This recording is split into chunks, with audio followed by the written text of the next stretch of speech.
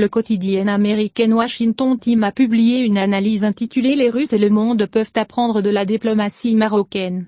L'analyse du journal américain a déclaré que l'agression russe contre l'Ukraine a fait l'objet de critiques mondiales de la part de la communauté internationale, à l'exception de la Biélorussie et de la Chine. Et il a ajouté, le nombre de morts dans la guerre entre la Russie et l'Ukraine pourrait dépasser 11 000. L'armée américaine estime qu'entre 2 000 et 4 000 membres des forces armées ukrainiennes ont été tués et que les pertes russes pourraient atteindre 6 000. Il a noté qu'au 5 avril, 1563 décès de civils en Ukraine ont été signalés par le Haut Commissariat des Nations Unies aux droits de l'homme. L'analyse du journal indique que l'ancien chef de la Centrale Intelligence Agency à Moscou a déclaré que les États-Unis pourraient faire plus pour aider l'Ukraine. S'adressant au Conseil de sécurité des Nations Unies, le président ukrainien Volodymyr Zelensky a fait des allégations inhabituellement inquiétantes sur des forces russes. Ils ont tiré et tué des femmes devant leur maison. Ils ont tué des familles entières, adultes et enfants, et ont tenté d'incinérer les corps. L'analyse indique que le monde devrait apprendre du conflit entre le Maroc et l'Espagne, par exemple. Et l'analyse du journal américain indiquait à ce propos, il y a un conflit vieux d'une génération connu sous le nom de conflit du Sahara occidental. C'est une lutte entre le royaume du Maroc et le peuple inconnu du Sahara occidental. Il a ajouté, le Sahara occidental est une région située sur la côte atlantique de l'Afrique du Nord aux frontières avec le Maroc, l'Algérie et la Mauritanie. C'est à peu près la taille du Colorado. L'Espagne a colonisé la région en 1884. Elle a fait partie du royaume espagnol pendant 100 ans. En 1975, des centaines de milliers de Marocains sont entrés pacifiquement dans la région, après quoi l'Espagne a transféré le contrôle de la région au Maroc et à la Mauritanie. Cependant, il y a des indigènes connus sous le nom de Sahraouis dans la région. Des estimations fiables évaluent sa population à plus de 500 000 habitants. Ils exigent un État-nation indépendant pour le Sahara occidental. Au cours des années 1970 et 1980, ils ont mené des attaques de guérilla contre le Maroc et la Mauritanie dans le but de faire avancer leur cause.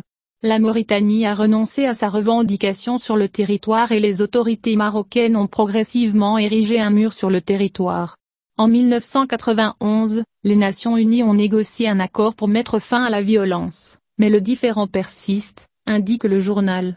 Selon l'analyse, le Maroc a proposé un compromis qui accorderait au peuple sahraoui l'autonomie et l'autorité dans une région de l'État marocain.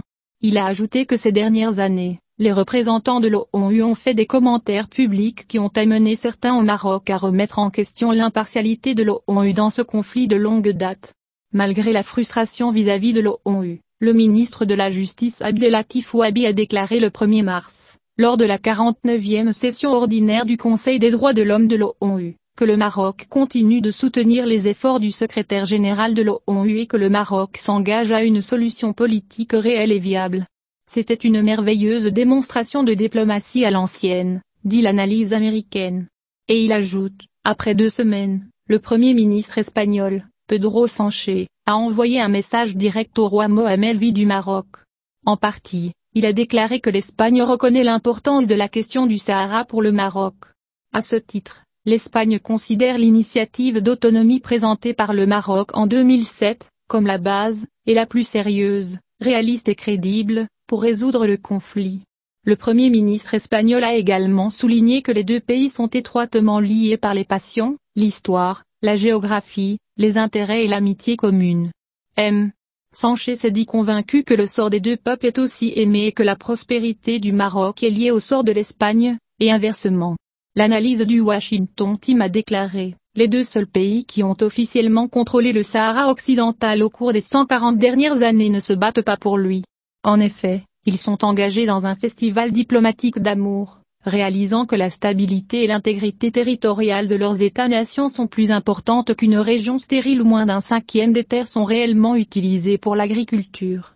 Le Maroc a proposé un règlement raisonnable qui donnerait l'autonomie au peuple sahraoui tout en préservant la souveraineté marocaine. Il a conclu que les actions du Maroc dans ses efforts pour régler le conflit devraient être la norme par laquelle les Nations Unies tiennent tous les pays responsables en cas de différend.